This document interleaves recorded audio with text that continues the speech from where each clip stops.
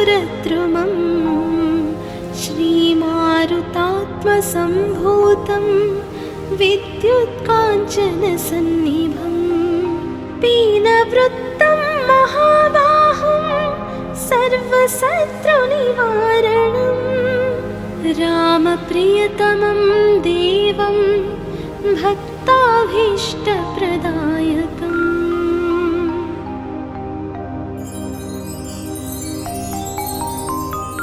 नानारत्नसमायुक्तं कुण्डलादिविराजितं द्वात्रिंशल्लक्षणोपीतं स्वर्णपीठविराजितं 63कोटिबीजसंयुक्तं द्वादशावर्तिप्रतिष्ठितं पद्मासनस्थितं देवं षट्कोणमण्डलमध्यगम्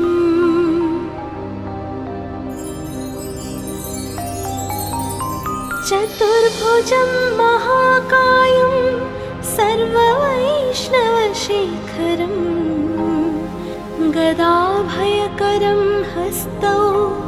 हृदि स्तौ सुकृताञ्जलिं हंसमन्त्रप्रवक्तारं सर्वजीवनियामकं प्रभञ्जनशब्दवाच्येन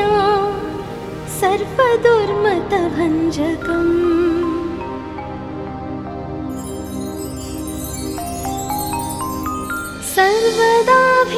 सर्वदाभीष्टदातारं सतां वै दृढमहवे अञ्जनागर्भसम्भूतं सर्वशास्त्रविशारदं कपीनां प्राणदातारं सीतान्वेषणतत्परम्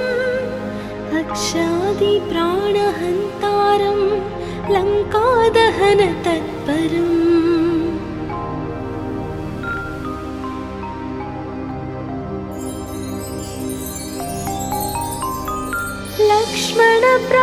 लक्ष्मणप्राणदातारं सर्ववानरयूतपं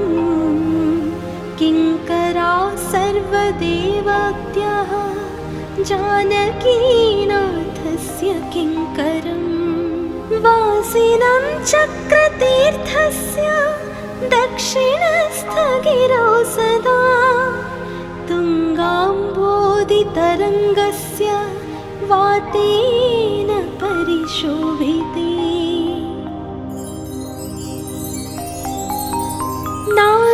नानादेशगतैः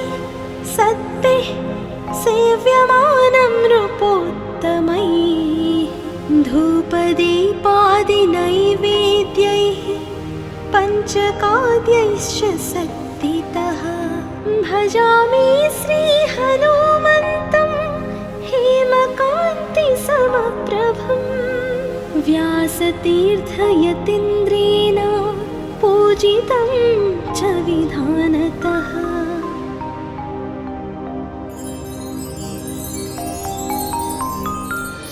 त्रिवारं यः पठेन्नित्यं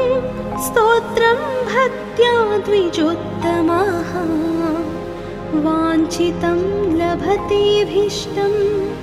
षण्मासाभ्यन्तरे खलु पुत्रार्थे लभते पुत्रं यशोर्थे लभते यशः विद्यार्थी लभते विद्यां धनार्थी लभते धनम् सर्वदा मास्तु सन्देहौ हरिः साक्षी जगत्पतिः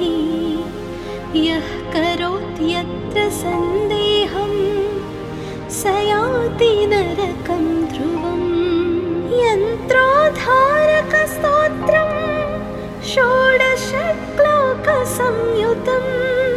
श्रवणं कीर्तनं वा सर्वपापैः प्रमुच्यते इति श्री व्यासराजकृत यन्त्रोद्धारक हनुमत्स्तोत्रं सम्पूर्णम्।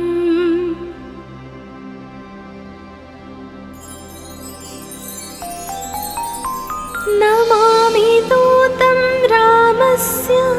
सुखदं च सुरद्रुमम् श्रीमारुतात्मसम्भूतं विद्युत्काञ्चनसन्निभम् पीनवृत्तं महाबाहुं सर्वशत्रुनिवारणम् रामप्रियतमं देवं भक्ताभीष्टप्रदायकम्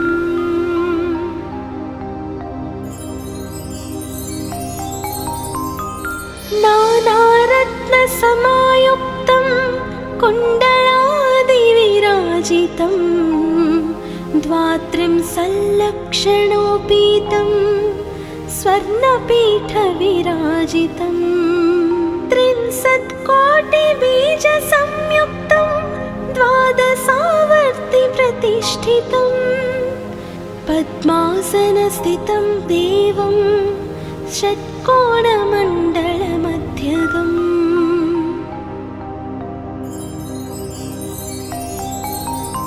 चतुर्भुजं महाकायं सर्ववैष्णवशेखरम् गदाभयकरं हस्तौ हृदिस्थौ सुकृताञ्जलिम् हंसमन्त्रप्रवक्तारं सर्वजीवनियामकं प्रभञ्जनशब्दवाच्येन सर्वदुर्मतभञ्जकम्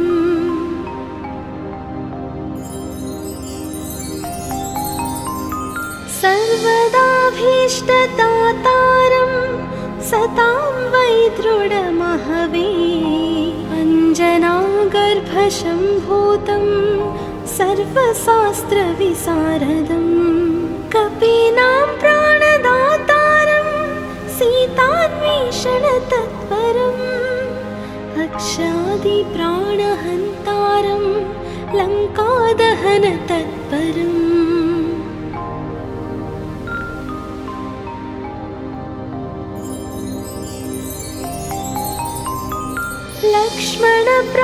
लक्ष्मणप्राणदातारं सर्ववानरयूतपं किङ्करा सर्वदेवत्यः जानकीनाथस्य किङ्करम्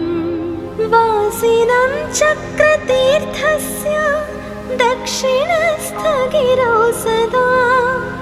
तुङ्गाम्बोधितरङ्गस्य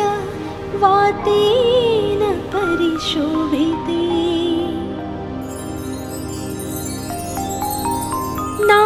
नानादेशगतै सत्तैः सेव्यमानं नृपोत्तमैः धूपदीपादिनैवेद्यैः पञ्चकाद्यैश्च शक्तितः भजामि श्रीहनुमन्तं हेमकान्तिसमप्रभं व्यासतीर्थयतीन्द्रेण पूजितं च विधानतः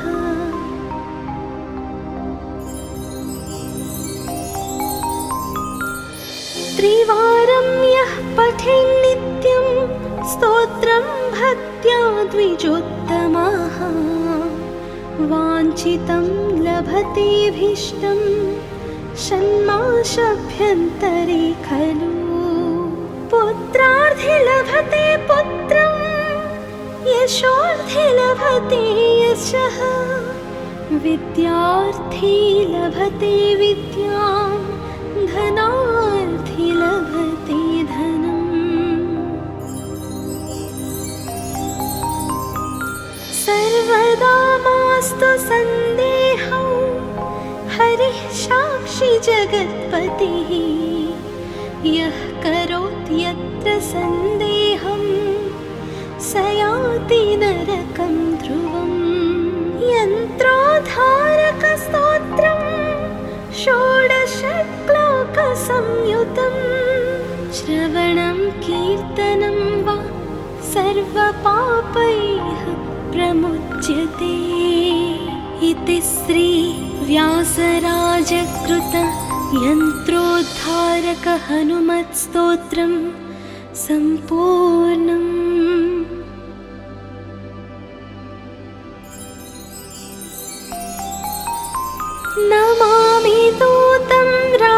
तस्य सुखदं च सुरद्रुमं श्रीमारुतात्मसम्भूतं विद्युत्काञ्चनसन्निभं पीनवृत्तं महाबाहुं सर्वशत्रुनिवारणं रामप्रियतमं देवं भक्ताभीष्टप्रदायकम्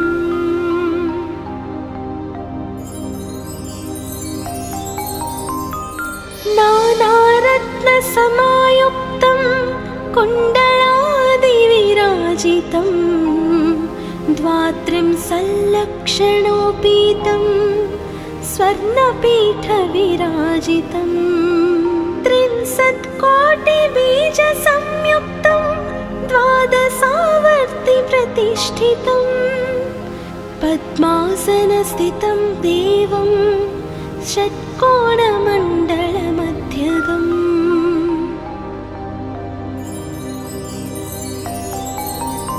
चतुर्भुजं महाकायं सर्ववैष्णवशेखरं गदाभयकरं हस्तौ हृदि स्तौ सुकृताञ्जलिम् हंसमन्त्रप्रवक्तारं सर्वजीवनियामकं प्रभञ्जनशब्दवाच्येन सर्वदुर्मतभञ्जकम्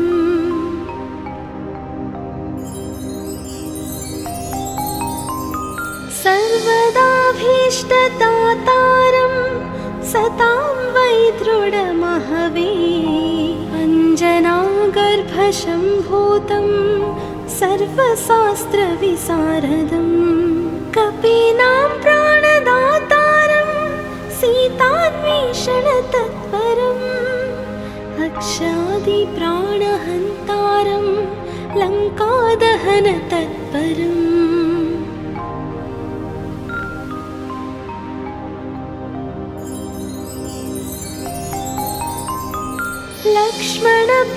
लक्ष्मणप्राणदातारं सर्ववानरयूतपं किङ्करा सर्वदेवत्याः जानकीनाथस्य किङ्करं वासिनं चक्रतीर्थस्य दक्षिणस्थगिरौ सदा तुङ्गाम्बोधितरङ्गस्य वातेन परिशोभिते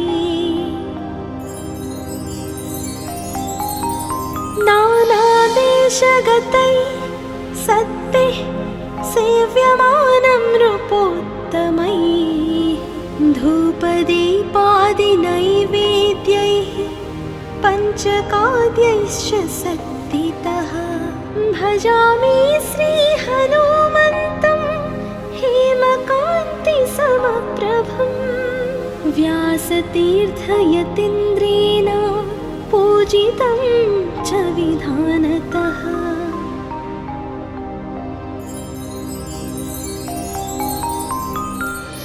त्रिवारं यः पठेन्नित्यं स्तोत्रं भक्त्या द्विजोत्तमः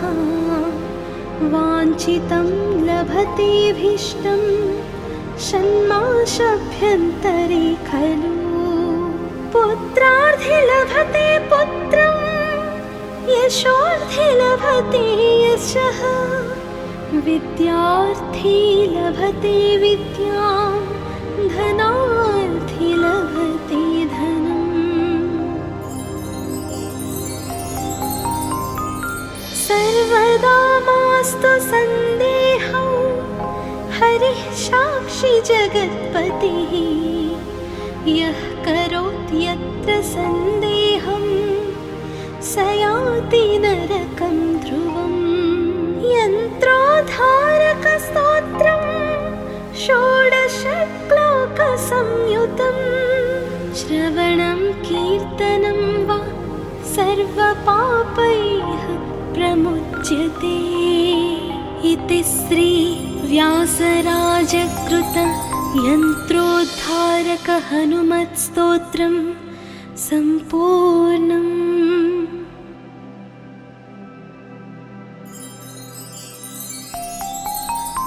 नमामि दूतं रामस्य सुखदं च सुरद्रुमं श्रीमारुतात्मसम्भूतं विद्युत्काञ्चनसन्निभं पीनवृत्तं महाबाहुं सर्वशत्रुनिवारणं रामप्रियतमं देवं भक्ताभीष्टप्रदायकम्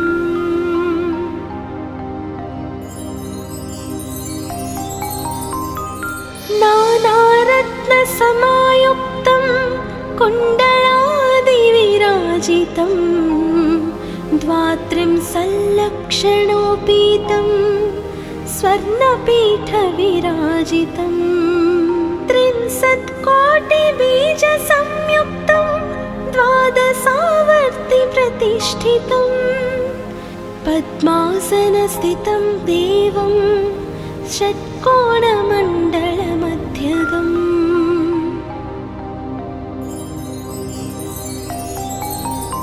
चतुर्भुजं महाकायं सर्ववैष्णवशेखरं गदाभयकरं हस्तौ हृदि स्तौ सुकृताञ्जलिं हंसमन्त्रप्रवक्तारं सर्वजीवनियामकं प्रभञ्जनशब्दवाच्येन सर्वदुर्मतभञ्जकम्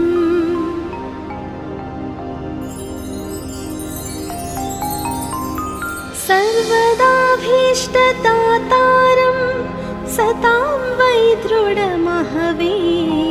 अञ्जनागर्भसम्भूतं सर्वशास्त्रविशारदं कपीनां प्राणदातारं सीतान्वेषणतत्परम् अक्षादिप्राणहन्तारं लङ्कादहनतत्परम्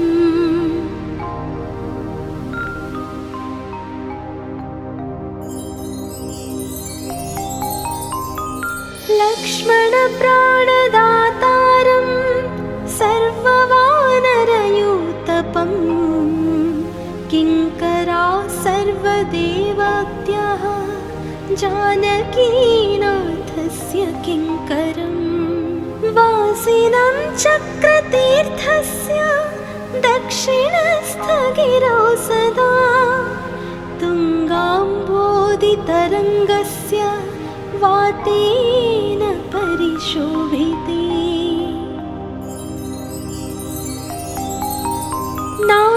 नानादेशगतैः सत्तैः सेव्यमानं नृपोत्तमैः धूपदीपादिनैवेद्यैः पञ्चकाद्यैश्च शक्तितः भजामि श्रीहनुमन्तं हेमकान्तिसमप्रभं व्यासतीर्थयतीन्द्रेण पूजितं च विधानतः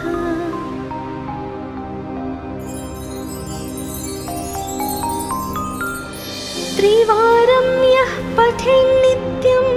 स्तोत्रं भक्त्या द्विजोत्तमः वाञ्छितं लभतेऽभीष्टं षण्मासाभ्यन्तरे खलु पुत्रार्थे लभते पुत्रं यशोर्थे लभते यशः विद्यार्थी लभते विद्यां धनार्थी लभते धनम् सर्वदा मास्तु सन्देहौ हरिः साक्षी जगत्पतिः यः करोति यत्र सन्देहं स याति नरकं ध्रुवम् यन्त्रोद्धारकस्तोत्रं षोडशश्लोकसंयुतं श्रवणं कीर्तनं वा सर्वपापैः प्रमुच्यते इति श्री व्यासराजकृत यन्त्रोद्धारक हनुमत्स्तोत्रं सम्पूर्णम्।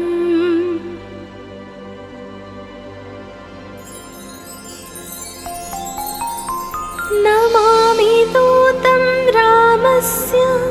सुखदं च सुरद्रुमम् श्रीमारुतात्मसम्भूतं विद्युत्काञ्चनसन्निभम् पीनवृत्तं महाबाहुं सर्वशत्रुनिवारणं रामप्रियतमं देवं भक्ताभीष्टप्रदायकम्।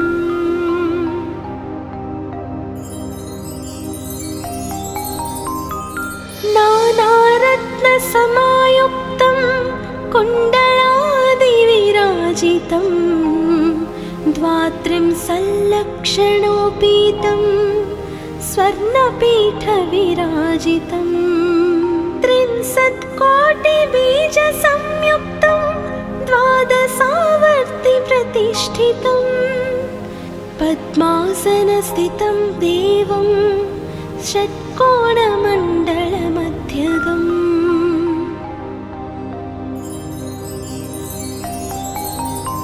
चतुर्भुजं महाकायं सर्ववैष्णवशेखरं गदाभयकरं हस्तौ हृदि स्तौ सुकृताञ्जलिं हंसमन्त्रप्रवक्तारं सर्वजीवनियामकं प्रभञ्जनशब्दवाच्येन सर्वदुर्मतभञ्जकम्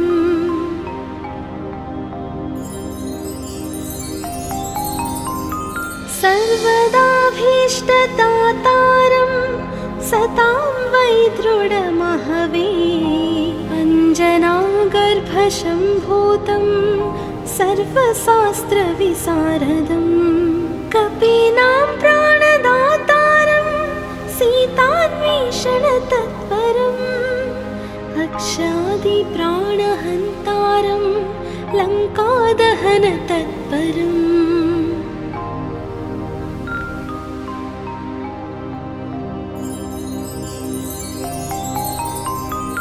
लक्ष्मणप्राणदातारं सर्ववानरयूतपं किङ्करा सर्वदेवत्यः जानकीनाथस्य किङ्करम् वासिनं चक्रतीर्थस्य दक्षिणस्थगिरौ सदा तुङ्गाम्बोधितरङ्गस्य वातेन परिशोभिते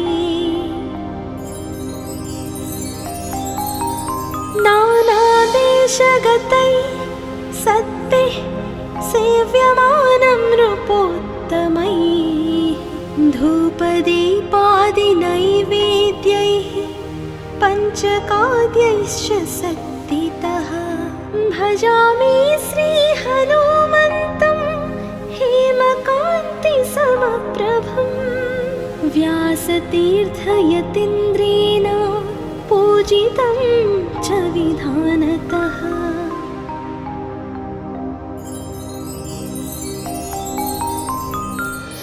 त्रिवारं यः पठेन्नित्यं स्तोत्रं भक्त्या द्विजोत्तमः वाञ्छितं लभतेऽभीष्टं षण्मासाभ्यन्तरे खलु पुत्रार्थे लभते पुत्रं यशोर्थे लभते यशः विद्यार्थी लभते विद्यां धनार्थी लभते धनम् सर्वदा मास्तु सन्देहौ हरिः साक्षी जगत्पतिः यः करोति यत्र सन्देहं स याति नरकं ध्रुवम् यन्त्रोद्धारकस्तोत्रं षोडशश्लोकसंयुतं श्रवणं कीर्तनं वा सर्वपापैः प्रमुच्यते। इति श्री व्यासराजकृत यन्त्रोद्धारक हनुमत्स्तोत्रं सम्पूर्णम्।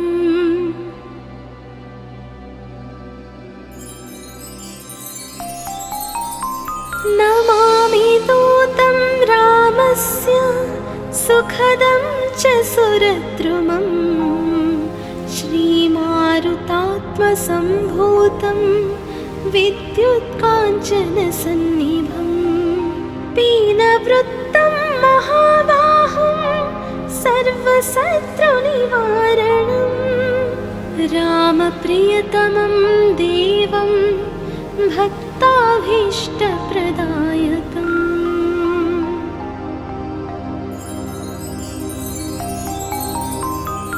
नानारत्नसमायुक्तं कुण्डलादिविराजितं द्वात्रिंशल्लक्षणोपीतं स्वर्णपीठविराजितं 63,000,000बीजसंयुक्तं द्वादशावर्तिप्रतिष्ठितं पद्मासनस्थितं देवं षट्कोणमण्डलमध्यगम्।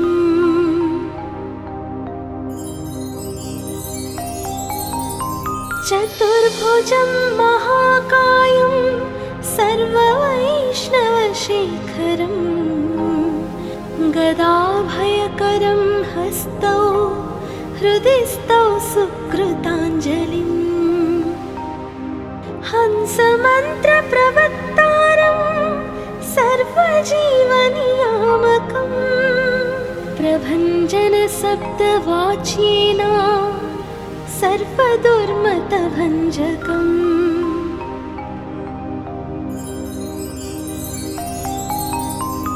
सर्वदाभीष्टदातारं सतां वै दृढमहवे अञ्जनागर्भशम्भूतं सर्वशास्त्रविशारदं कपीनां प्राणदातारं सीतान्वेषणतत्परम् अक्षादिप्राणहन्तारं लङ्कादहनतत्परम्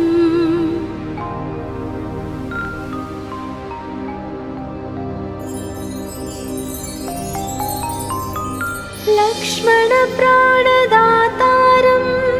सर्ववानरयूतपं किङ्करा सर्वदेवाद्यः जानकीनाथस्य किङ्करं वासिनं चक्रतीर्थस्य दक्षिणस्थगिरौ सदा तुङ्गाम्बोधितरङ्गस्य वातेन परिशोभिते नानादेशगतैः सद्भिः सेव्यमानं नृपोत्तमैः धूपदीपादिनैवेद्यैः पञ्चकाद्यैश्च शक्तितः भजामि श्रीहनुमन्तं हेमकान्तिसमप्रभं व्यासतीर्थयतीन्द्रेण पूजितं च विधानतः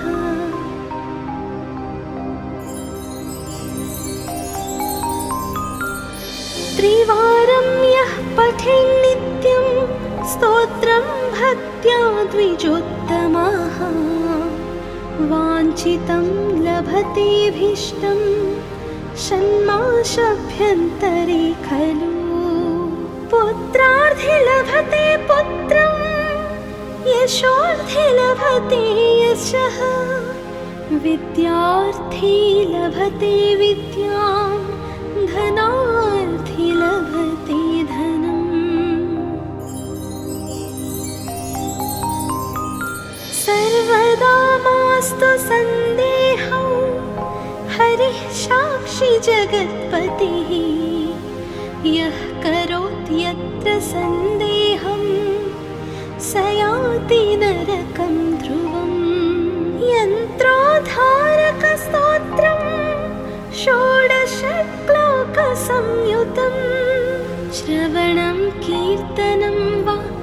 सर्वपापैः प्रमुच्यते। इति श्री व्यासराजकृत यन्त्रोद्धारक हनुमत्स्तोत्रम् सम्पूर्णम्।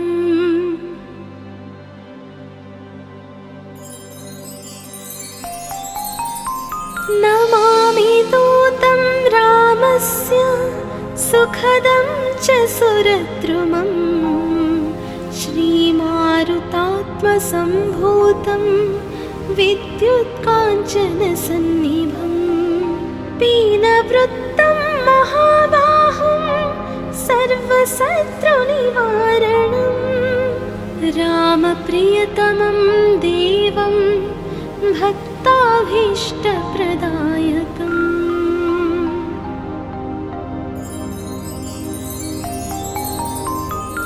नानारत्नसमायुक्तं कुण्डलादिविराजितं द्वात्रिंशल्लक्षणोपीतं स्वर्णपीठविराजितं 63,000,000बीजसंयुक्तं द्वादशावर्तिप्रतिष्ठितं पद्मासनस्थितं देवं षट्कोणमण्डलमध्यगम्।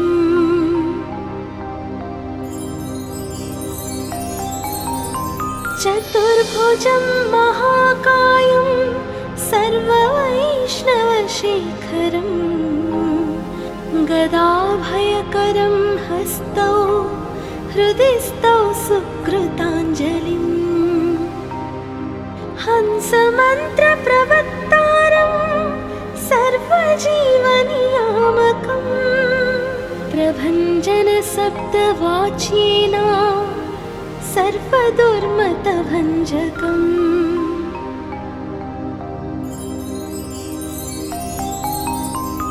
सर्वदाभीष्टदातारं सतां वै दृढमहवे अञ्जनागर्भशम्भूतं सर्वशास्त्रविशारदं कपीनां प्राणदातारं सीतान्वेषणतत्परम् अक्षादिप्राणहन्तारं लङ्कादहनतत्परम्।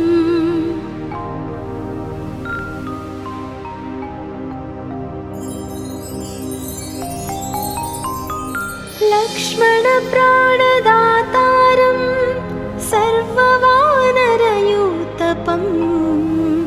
किङ्करा सर्वदेवत्याः जानकीनाथस्य किङ्करं वासिनं चक्रतीर्थस्य दक्षिणस्थगिरौ सदा तुङ्गाम्बोधितरङ्गस्य वातेन परिशोभिते नानादेशगतै सत्तिः सेव्यमानं नृपोत्तमैः धूपदीपादिनैवेद्यैः पञ्चकाद्यैश्च शक्तितः भजामि श्रीहनुमन्तं हेमकान्तिसमप्रभं व्यासतीर्थयतीन्द्रेण पूजितं च विधानतः।